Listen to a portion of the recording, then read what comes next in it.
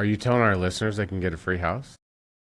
Yeah, essentially, yes. Yeah, yeah. I mean, technically, when it's all said and done, yeah, you can.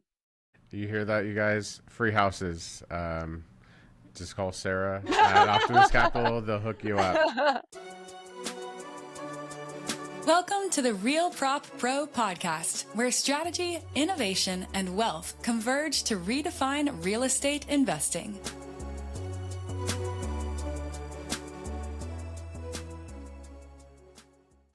Hello, and welcome to the RealPropPro podcast. I'm your host, Ian Dietler, Sacramento-based fix and flip investor. This show is all about real conversations with real people doing real deals so you can learn how to build your own path to financial freedom. At RealPropPro, we train and coach investors at every level, whether you're just getting started or scaling big portfolios. You can check out free tools and book a demo at RealPropPro.com. Today's guest is Sarah Jung, an experienced investor and lender with over 20 years of real estate lending and sales. She's closed over 1,200 real estate loan transactions totaling more than $1 billion in volume. And she brings a unique insight as both a top 1% mortgage originator and a seasoned investor managing rentals, fix and flips, apartments, and development projects. Sarah, welcome to the show. Thanks, Ian, for having me. I'm really excited to be here today. What was life like growing up as a kid? Like, where did you grow up and what was life like growing up as a kid? Well, I could probably talk for about 2 hours, but I only know we have a few minutes for this podcast, so I'll give you the short version. So I was actually born in Korea, and I was adopted to the States. I actually grew up in Wisconsin, and I went to school there at University of Wisconsin-Madison and got my undergrad there. And I decided that I wanted to go out to California because that's where it seemed like all the money was to be made at the time. And this was back in 99, 2000. And that was when the dot-com, the internet boom and everything was happening. So I moved out to Silicon Valley, did sales for a software company for about a year and, finding my way. And somebody said I would be a great loan officer, that I should do mortgages. And I said, what's a mortgage? And so, so that's how I got started into the mortgage business. And I spent over 20 years in the mortgage business in residential lending. I spent 10 years of it in the Bay Area.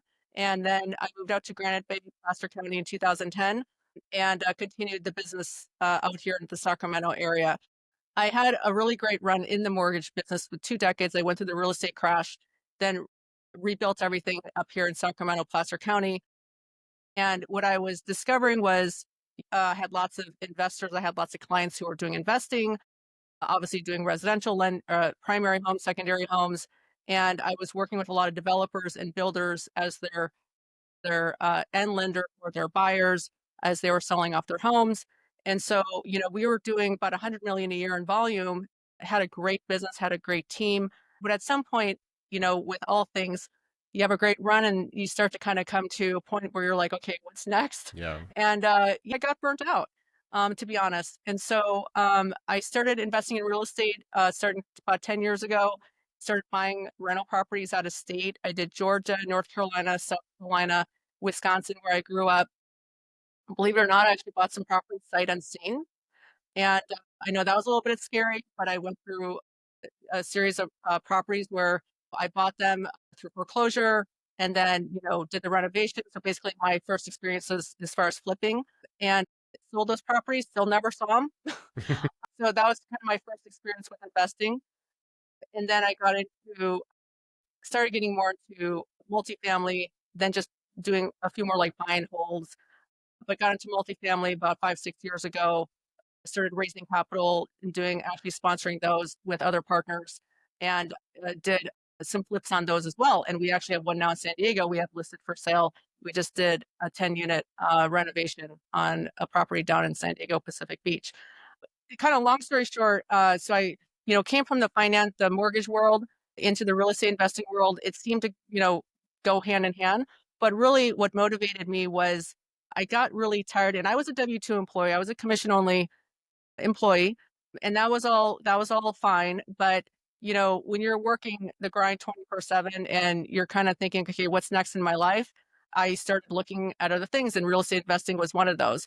And I would have clients or borrowers that I would do their loans for where they had held real estate. They did flips, they had rental properties. I was doing their loans, and I was seeing the fruits of those investments, that those were paying off. They didn't pay off right away, but, as they purchased and sold, I would start to see the trend. They had properties for X amount of years, or they did so many flips, and, they did pretty well at it. And so I said, well, that's something, hey, I should be doing that too, right? Because I don't need to be doing loans every day all the time as my main, kind of bread and butter. And so that's kind of what motivated me to get into real estate investing, was to really find another path, because I really thought about, where am I going to be in the next 20, 30 years? I don't want to be doing this for the next 20, 30 years like what I was doing then. And so I really had to kind of figure out how to set myself up strategically to do something different. Um, knowing that I would still have to do a job per se, but something that I could grow into and build so that I could have more freedom or flexibility and not be like tied to something so much, right? And so in real estate is something that I really enjoy.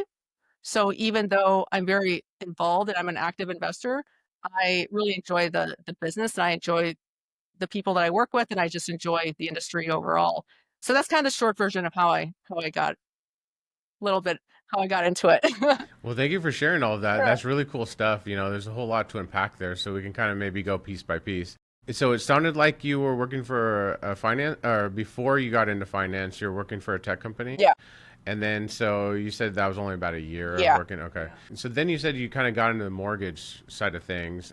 What was that like for you? Like you said, was that commission based only? And as hard as you Yeah. worked, is the Mhm. more you get paid? Yeah. Yeah. It's a commission based type of job, but you're still self-sourcing. It's still all sales. So you're still self-sourcing I mean, unless you work for like a bank, which I did for a while. I worked for Citibank, and then I worked for a bank called First Tennessee National Bank for a while. And so in some of those cases, you're getting leads like from the bank, and but it is a 100% commission job, and you get benefits, and you're W-2 just like everybody else. Back then, I mean, the mortgage business has changed a lot over the last, 20 years. So we went through the real estate crash, and then obviously, that, everything changed after that. Then we had Frank, all the regulatory stuff came out, Frank Dodd, all of the acts were passed. Now, it's a different world. And now with technology, it's also changed the landscape of the mortgage business as well. So it was just for me, I just decided that even though I like working with my clients, wasn't the only thing I wanted to hang my hat on. And so I wanted to make sure that I had something else that I could learn and develop and build, that I could hang my hat on, or at least have something else to lean on, as time passes, because we're not getting any younger. And Yeah. that's kind of what I was realizing. When you were working in that mortgage business, you were kind of seeing how some of your clients were starting to develop like their portfolios Mhm. and making money in real estate. When did that like kind of switch for you and be like, hey, maybe I should start trying this? After the real estate crash happened, I transitioned my business. I actually took a little bit of a break. We moved our family because my husband at the time had got a job up in Rockland. So we moved we moved up here, and then I was like, it seemed like the prices were a lot more affordable up in Sacramento, and it just seemed like I could buy properties for a lot less. I mean, coming from the Bay Area, things were so expensive, which they still are. And so I think that switch started to happen for me from like 2010 to 2000, kind of in that it kind of in that time frame, because I was really starting to think, okay, how do I set myself up? And so the wheels started turning, and that's when I started to look at buying properties out of state, because I could buy out of state properties for 50, 60,000 and flip them for 150,000. So that's kind of when it all kind of started happening. Do you remember what that first deal looked like? Do you remember your first time you bought an investment property? Yeah. So I bought a property in Georgia. I think I bought it was foreclosure. I think it was like 80,000, little single family house. And I really didn't have any connections there. And so, but one of my friends connected me to somebody, a friend of a friend that she knew that lived in the area. I said, okay. So what I did is I called around, got referrals, got a real estate agent, got contractors, just people that could help me, and it was a very light flip. It was just cosmetic stuff, not an extensive rehab by any means. Just to kind of, I think it was like $25,000 of work, and I ended up flipping it for 150,000. Now, maybe that doesn't seem like a lot, but to me, that was a lot of money to Yeah. make at that time Yeah. on a little flip. And so I said, oh, well, I can do this again. So I just kind of started doing that again. Hmm. I think my true real flip experience just, and especially with being out of state, kind of the wheels started turning from there. And I said, well, I can do this again. And then I started doing some subsequent ones from there. I think a lot of investors remember that first deal, and that's when things kind of changed for them. You said you bought it for 80,000. Did you borrow money for that, or did you just save up? How did you get the capital So, for that? and I have to remember, because this was a long time ago. Um, I believe so. I believe so. On that one, I got a loan, and I remember because the lender told me that they couldn't lend anything less than 50,000. Keep in mind, I'm a lender in California. I was doing mortgages for, six, seven, $800,000. Um, and so I said, okay, so yeah, I had to put a down payment and, you know, get a loan. Awesome. Well, it sounds like that worked out, and it sounds like that really springboarded your career Yeah. into, so much other stuff, which hopefully we can get into here. So you started doing a little bit of out-of-state flipping. When did you start to, because you also built a rental portfolio eventually, right? Yes. And then, so how did that start? Did you start with like single family homes, or did you go in like multifamily? How did you start your rental? Yeah, so I started because that was all spearheaded from Georgia. So with Georgia, I started doing buying these little properties. Now I had a couple of properties that the realtor said we we weren't going to get the number that we were going to get. So I ended up just renting them. Now I did sell them later. So it became a slower flip, Yeah. but I did rent them out. I had a couple that I ran for just like a couple of years until I figure, the realtor basically came back to me and said, okay, I think we can get these off your hands now. I said, okay. And then I went to, at the time, we knew some people in North Carolina. And then we had some kind of family friends that lived in South Carolina, actually, and North Carolina. So we went to the Carolinas. We started looking at property. I offered on a mobile home park. I didn't get that, but I ended up getting a couple single family homes, and then just decided to keep those because this was in Greenville. I always get the mix up, South Carolina, because there's two. I get the two cities mixed up. And then we just decided to hold on to them because it was just an up and coming area, and the market was good for rentals. And then I ended up going to I had a connection in North Carolina in Greensboro. So then we started to buy a couple properties there just as buy and holds. And then I went to Wisconsin where I grew up and decided to I bought a student housing duplex there, which I still have today. And then between the properties in North Carolina and South Carolina, I ended up selling those in the last I held on to them for a few years, and then I ended up selling them. And the reason for that was life happened. I ended up went through a divorce, kind of life transition. So I ended up selling off those properties, and then just retained a couple of them afterwards. But then from there, I went into I met a partner. I met a connector from a multifamily conference, and I met a partner, or who became my partner in multifamily. So we started doing multifamily in Dallas, Texas, where she lived. And then I also I was also part of a syndication in a couple of multifamilies in Florida. And all of those have since exited. But that's how I got onto multifamily, because I thought with single family, I'm doing just one or two or three, just kind of one at a time. Whereas with multifamily, you can scale much faster because you have multiple doors under one roof, essentially, right? So from a management perspective, maintenance perspective, all of it, you can just scale much faster with multifamily. And the numbers, just made sense. Yeah, I'd like to really dive in deep into the multifamily stuff because we have so many listeners, and we've had a couple other guests on the show that really specialize in multifamily. So I thought it'd be great to bring you on as well to kind of elaborate on some of the benefits of multifamily, because there's so many, and a lot of people don't really learn about it till later on in their career, and it's like, man, this whole time I should have just been in multifamily. So I'd like to dive in deep on that, but I also want to first touch upon a point that you also mentioned just now. You said that you went to a conference. I'm really big on conference and educations and traveling to meet new people. Can you talk about how important that is to be as a real estate investor, as a business owner, as someone who needs other people in their tribe? Can you talk about how important it is to go out and go to, maybe some bigger events and even some smaller events, maybe locally? Yeah, absolutely. So I'm a big believer in mentorship and coaching and getting the right support around you to be successful, because this is not a business that you want to work alone in, and this is a business that you really need your team, your partners and the right people to help support you and help you be able to navigate through those decisions. So I did, so I went to a conference and I forgot the name of it, but it was in Colorado. That's actually where I met a few different partners that I ended up working with. We did some deals together.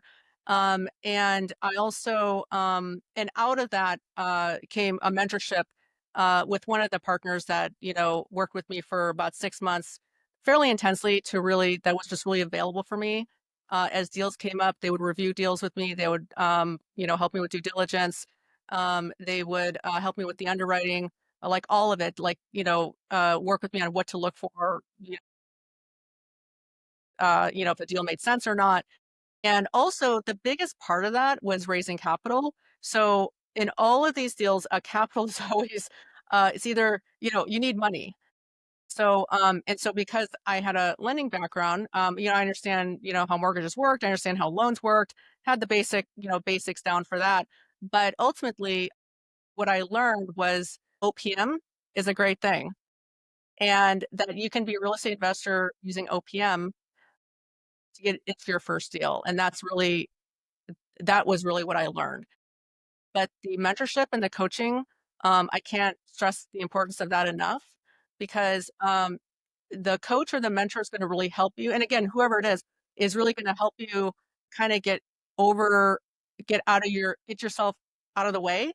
Analysis by paralysis, like sometimes, and I've been very guilty of that. I will spend hours just researching, but I may not pull the trigger.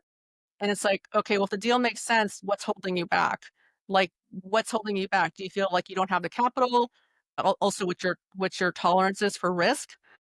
Do you need validation? Like somebody else, I think it's good that somebody else validates and supports you. And if this is a deal that they would do, it gave you that feedback. And ultimately, it was always my decision, or my partner and I's decision, but at least I had another voice or another pair of eyes on the deal.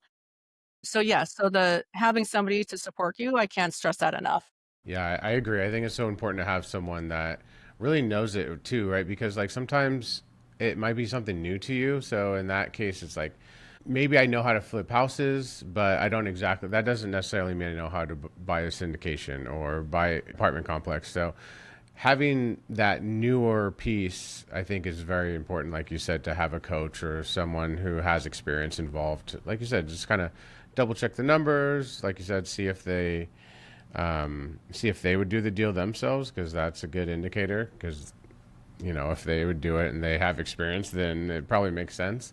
So thank you for sharing that. Now, kind of getting a little bit more into multifamily stuff. Was your first introduction to multifamily, was it buying a property and raising capital with a syndication, or did you invest into a syndication with your own capital to Uh, kind of get into it? all of the above on the first one. So my first one was in Florida. I was with a partner, actually multiple partners. We helped raise money for that deal.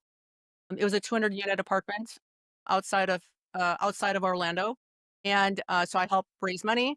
I also invested my own money as a limited partner. So I actually went in as a very, very small percentage as a sponsor, but also as a limited partner or LP. I actually put in my own money. And I thought that that was really important at that time because when I was raising money with investors, I wanted to also show that I was putting skin in the game because I know that that's important. Lenders and partners, and they want to see that, what do you have, what do you have invested in this, right? So that it's not something where they're going to bring their money in and be in a situation where the sponsorship team could walk away. And so for me, it was important that I go through the process myself to experience what it would be like to be an LP. And so I actually did that on a few different deals. I used my 401k. I did a self-directed IRA and converted that from a 401 to a self-directed. And that's how I invested in my first, actually that deal. And then two other deals I did as a LP. And I just wanted to experience that on my own for myself. And then that actually helped me raise capital because I understood the process and I could speak for it personally too. And then the raising capital, and then also everybody kind of has roles in the sponsorship. So depending on their role, we had partners that they were the operators, they managed the day-to-day, the property management, or they oversaw the property management. So we all kind of took different roles and I managed, my investors that I brought in. So there's an investor, relationship component to that for me. And, but that was my first experience, was going in as an LP and as a partial sponsor into the first deal. On the show, sometimes we kind of talk about a lot of terms and things. So I want to try to break some of those down for the listeners. So I'm going to bring up a term and ask you to kind of, help the listeners understand kind of what we're talking about here. Okay, I'll do my best. Can you tell the listeners what a syndication is? I know, and sometimes we throw out words and terms and we just assume everybody knows what they mean. Yes, exactly. So syndication. So basically, the concept is basically you're just taking, you're putting basically a pool of money together from different investors to basically buy a property. That's what it is in a nutshell. And so you're using OPM. So for example, if I were to go buy an apartment building and let's say it's $2 million, well, most people, or at least people in my normal world, don't have $2 million just sitting in the bank to go buy an apartment building. And so what you do is you do a syndication, and it's basically just the concept of, everybody pools their money in together into basically actually something they call a fund or a pot. And that money is then used as the equity portion as the down payment to buy the property, right? So you get the lender who will give the first money, the loan, the loan or the mortgage loan. Then you have the equity piece. So just basic example, you buy an investment property, 20% down. That 20% money is being raised by the investors into the pool. And then the lender gives the first loan at 80%. And then you buy, then you close. And so the syndication, that's all that is. It's just that equity piece coming in from multiple investors. Thank you for explaining that. And again, for the listeners, you just brought up OPM. I know what it means. We all know what it means, but can you explain what that is? OPM, other people's money. Raising capital from other investors. It does get very technical, though. She made it very simple for kind of beginning listeners, but it does get very advanced. There's a lot of fees and legal involved. There is. You have to follow a lot of securities laws. So if you guys do plan on doing that, hire an attorney, Absolutely. everything the right way, because as one of my early mentors said, you do not want to mess with the SEC. Yeah, that was definitely something that we learned. And there's all the compliance and regulatory rules with SEC when you're raising money. The very first one that I did, we did it as both 506, and again, I'm going to use some terms, 506C and 506B, which basically just 506C, you're considered an accredited investor by SEC, and you're either at a certain income level per year or you're at a net worth of $1 million. And again, so as long as you're fitting those rules, then you're considered an accredited investor. Or you can be what they call a non-accredited or sophisticated investor. And that is really where people get in. I think there's probably more issues in capital raising, because if you're doing it as a non-accredited, you have to have a relationship with that investor. And so they call them sophisticated investors, but the premise is that you, as the sponsor or the person who's raising the money, you have to have that established relationship with that investor. You can't just go out and solicit funding You can't just go out and post ads on Facebook and say, hey, I'm raising money, unless it's a 506C. So again, you have to be very compliant with everything. Absolutely. Yeah, it's so important to really stay within the bounds of these laws because they are very particular on this stuff and it's really important. So we encourage everyone to do your own homework and make sure that you're doing it correctly. A couple more terms, a GP and an LP. Can you explain those two? Yeah, so GP is just general partner. So we have two in a syndication. We have a general partnership, and then we have the limited partners. So the limited partners are the passive investors. We split them up into two classes. There's a class B and a class A. Class B, for example, would be the general partnership. Class A would be the limited partners or LPs. They are the passive investors that will bring in the equity piece, but they do not operate. They're not in the day-to-day decision making. They're not the sponsors. They're not the ones taking on the loan. They're taking care of the equity portion.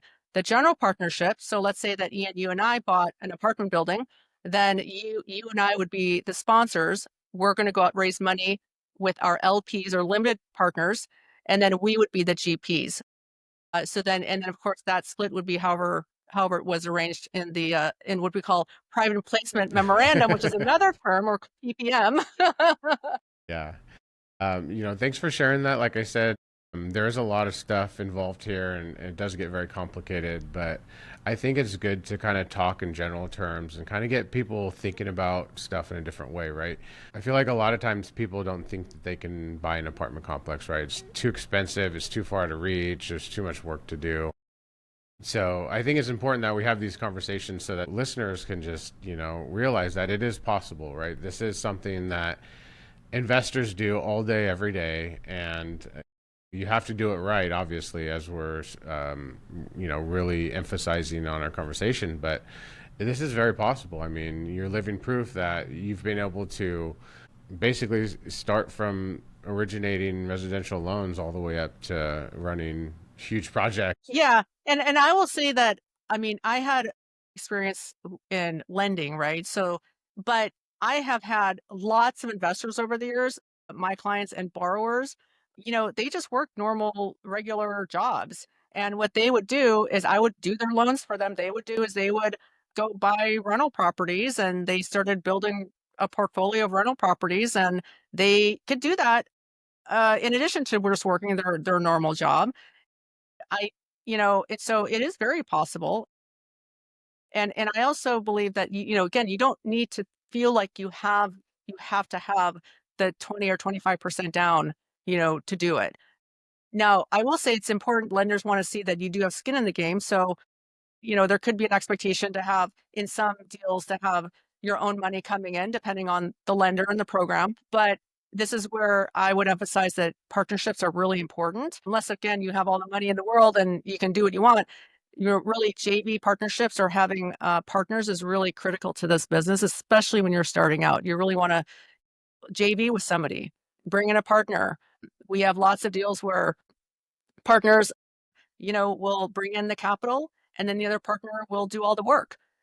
Combinations of everything in between. I would really just encourage everyone to, really look at the partnerships and really the networking that you can do, and really, just talk to other people, find out what they're doing, and get a mentor or get somebody who can mentor you as a partner. Absolutely. There's one more thing on this topic that I want to touch upon real quick because you had mentioned it and it's something that I'm very passionate about and I really enjoy learning more about and consuming as much education as I can about it. You had mentioned that you had an existing retirement account and you were able to convert it to something that was that allowed you to do the type of investments that you want to do. Can you talk a little bit more about how that process works? Like if someone has a 401k and maybe it's a traditional, what does it take to get it to be able to invest in some of these deals? Yeah. So Ian, this is a great question because this is like the secret sauce, I swear, that everyone should really know about. Yes, It really is, because it absolutely. really opens up the doors to the real estate investing world. What I didn't know then was I didn't know that I could take, and I was a W-2 employee. I didn't know at that time that I could take my 401k and convert it to what they call a self-directed IRA. And that allowed me to invest in a real estate project, all tax deferred. And it's the same thing as if you were rolling it from your 401 to an IRA and going into mutual funds or with a brokerage account, or instead of it going into the stock market, it's going into a real estate asset. And this was the thing. And nobody told me about it until I joined a group and I learned about it. And I said, oh my goodness, like this just opened up the doors for me. Huge. My first one is I took some money from my 401, went to a self-directed IRA. And then later what happened is I was considered self-employed as I got out of the mortgage business. And then I actually did it as a solo 401k, not a self-directed IRA, but same concept. And everything is tax deferred as long as you are not taking the money out, right? Like you're not withdrawing the money out, right? So you won't be taxed. But as long as you keep it in the asset, which is whether it's a single family, flip, rental property, apartment building, all the rules apply. And when you sell those properties, the profits go right back into your self-directed 401k or IRA. And then you just roll it back out into another deal. So it's a beautiful thing. I wish everybody knew about it. And I used to educate, and I talk to investors all about it all the time. I'm surprised it's not more out there more. Absolutely. I think it's a wonderful tool. There's some risk and you have to do everything the correct way or else you can get in trouble. But talking to the right people, having the right coaches kind of walk you through that process, I'm sure you and I both recommend that highly. But yeah, it is cool that you can take your retirement account and then, roll it into something that you have more control over, right? Because like you said, if it's just kind of sitting in the stock market, then it's just subject to however the stock market is, or, how that particular ETF is doing. But when you invest some of these into more of a real estate asset, then you have a little bit better idea and potentially better returns as well. Yeah. And I was always a big believer in diversifying as well. So not having all your eggs in one basket. So, leaving some of that in my 401k was okay, but also taking some of it out and putting it into real estate. And the nice thing with real estate is that you have a brick and mortar asset that you have it in, not in the stocks into a business where you have no idea what's going on. Really, it's speculation.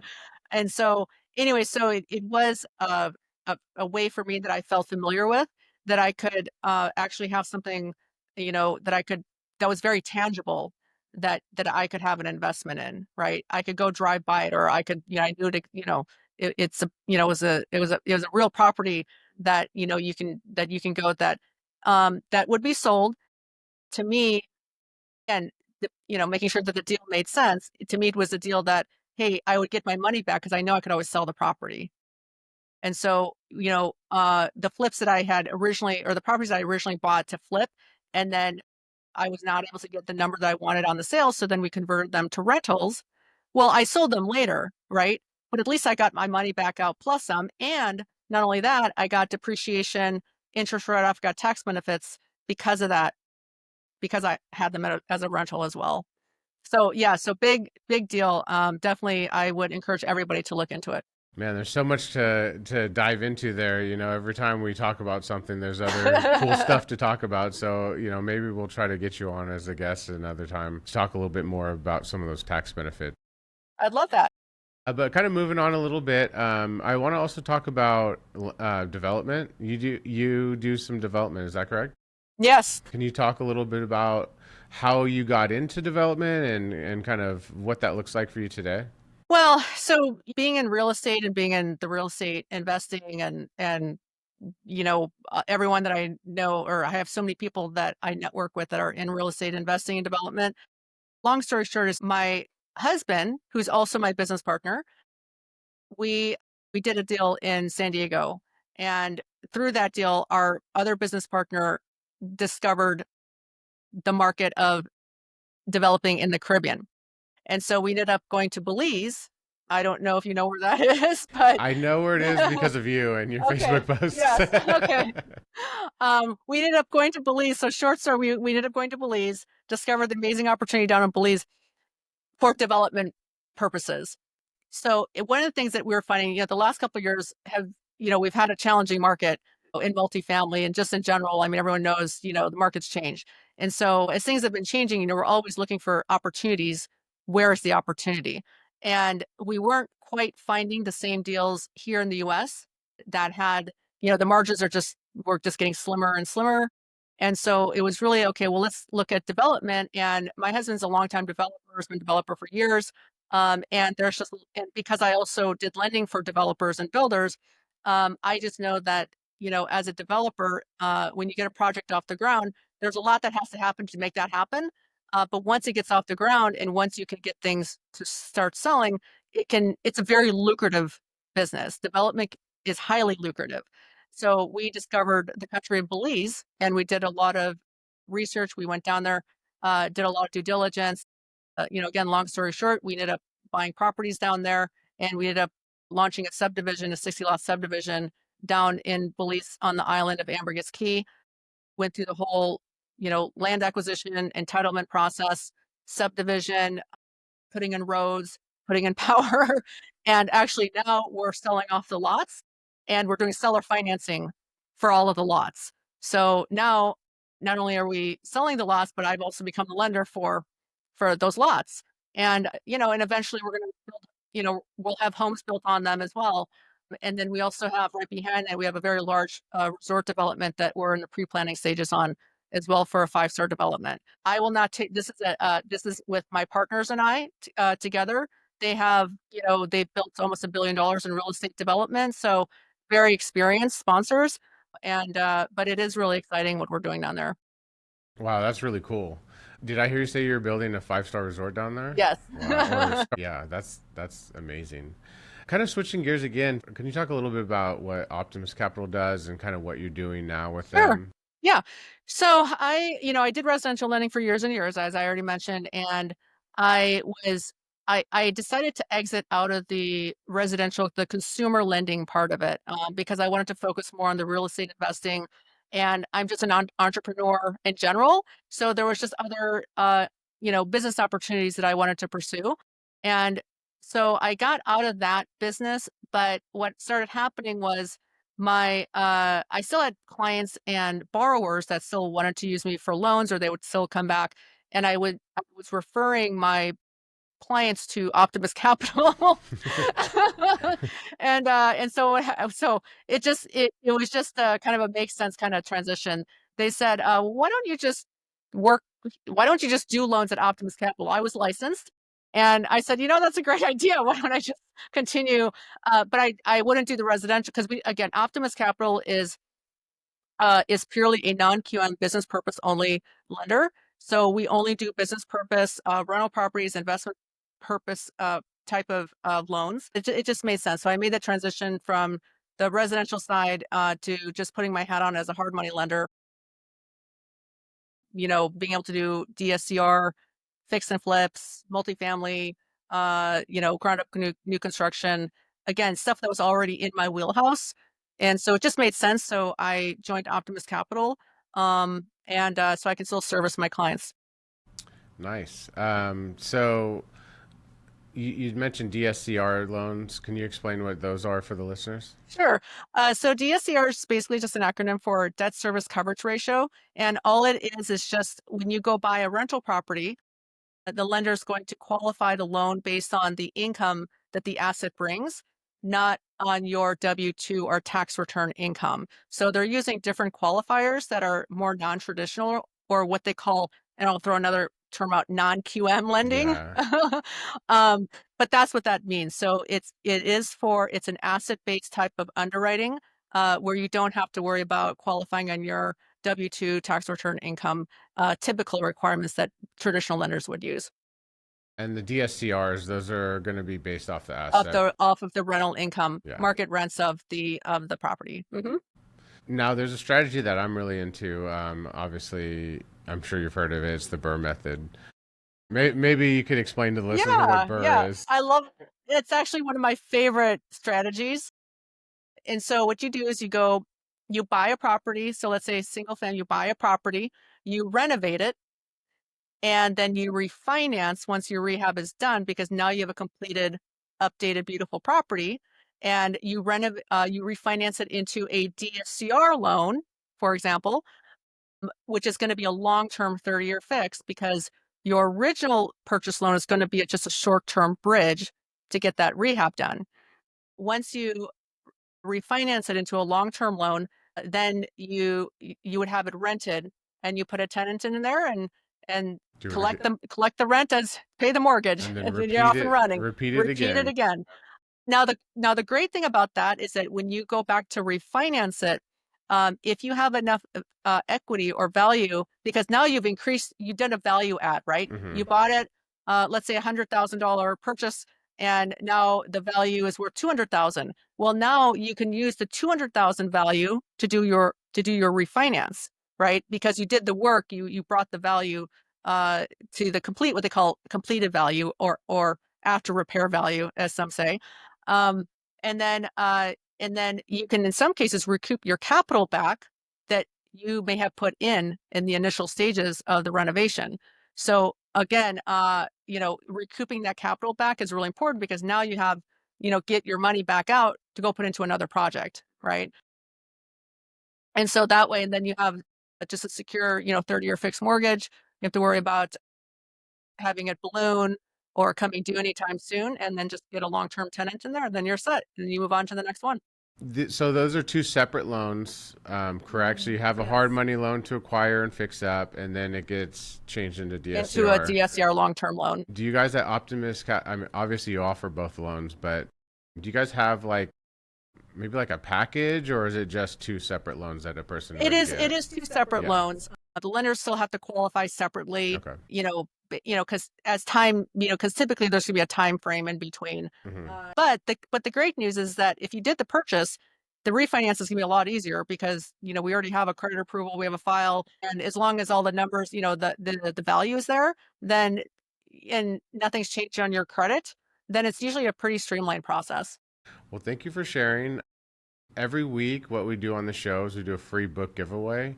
So for the listeners, all they have to do is like the episode and comment which book they'd like. So some of the ones we have to offer are, we have the Rich Dad, Poor Dad, obviously, Cash Flow Quadrant 10X. We got E-Myth Revisited. It was a great book. One of my favorites is The Millionaire Real Estate Investor. Do any of these stand out to you, Sarah? And which ones would you recommend for our listeners? Well, the Rich Dad, Poor Dad, I read a long time ago. I think that's what a lot of people started with back then. But some of these I actually haven't read, so I would be interested in The Millionaire Real Estate Investor. I think that one would be interesting. And then I have heard the Cash Flow Quadrant, I heard, was very good as well. Yeah. I always recommend The Millionaire Real Estate Investor because it's written by Gary Keller, so he's obviously knows what he's doing in real estate. And also, what's really cool about that book is it kind of tells stories of people, real life stories of people trying out some of these methods. If I can just emphasize for everybody out there, and anybody that would like to partner with me on, any particular deals, or if they need a loan, I'd be happy to offer those services as well. But I just want to emphasize for everybody that, again, finding the right partner and finding the people to support you, I just can't emphasize enough. So please reach out to people like Ian or myself, or just other people that might be in your network, and go to the meetups, and go to the conferences, and just go to the places that people are also looking for the same knowledge and information. There's a lot of people there that are very experienced that can really help you. And I think that's going to help you, give you that confidence to get that first deal under your belt. Thanks for sharing that. I couldn't agree with you more on all of that stuff. So yeah, if you guys are out there listening, wherever you're from, try to find local RIA meetings, Real Estate Investment Association meetings. And sometimes they're not even official, just go where the investors are and try to make friends and try to find mentors if you're just getting started. Sarah's journey shows what happens when passion meets long-term vision. Whether you're borrowing, lending, or investing, success comes from mastering the fundamentals, building strong relationships, and playing the long game. When you combine the right mindset with the right strategy, you don't just make deals, you build a legacy. Thanks for joining us today, Sarah. We really appreciate you on the show. Thank you so much, Ian. It was really a pleasure.